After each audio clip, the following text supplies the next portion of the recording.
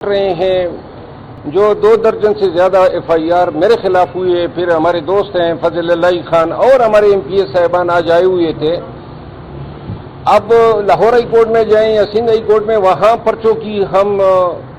پیروی کریں بنتی ہے، لیکن پشاور ہائی کورٹ میں وہ تمام بوگس مقدمے جو اس 9 مئی کے بعد ہمارے خلاف درج ہوئے یا ہمارے موجودہ قیادت جو کے پی کی قیادت ہے، آج عدالت کے سامنے میں نے گزارش کی کہ آتے آتے ہم تک گئے ہیں اور ہمارے ایڈوکیٹ جنرل جو کے پی کے ہیں وہ اس حوالے سے کوئی فیصلہ ہی کر لیں، کیونکہ بہت سارے سیاسی کیسز گورنمنٹ واپس لینا چاہتی ہے، بہت سارے کیسز میں ہم آلریڈی بری ہو چکے ہیں لیکن ہمیں علم نہیں ہے، تو لہذا یہ ذرا تھوڑا سا افسوس کا مقام ہے۔ ابھی آج تاریخ تقریباً 1 درجن سے زیادہ مقدمات میں سماعت ہوئی اور مجھے جو ہے پھر 26 جون کی تاریخ ملی ہے، کیونکہ پروونشل گورنمنٹ کی طرف سے رپورٹ جمع نہیں ہوئی۔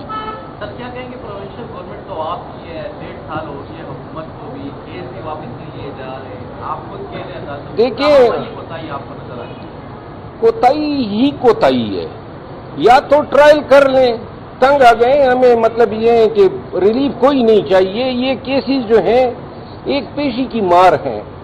لیکن اب یہاں پہ بھی یہ فیصلہ نہیں کر رہے ہیں، ایک کمیٹی بنائی ہوئی ہے، پراسیکیوٹر جنرل ہے، اب سارے سیاسی کیسز ہیں کیونکہ سارے جلد سے جلوس ہے، اب جلد سے جلوس میں آپ نے کیا کرنا ہے، ہمارا یہ سزا کم ہے، یہ سارے فضل اللہ خان اور ہمارے دیگر ایم پی ایز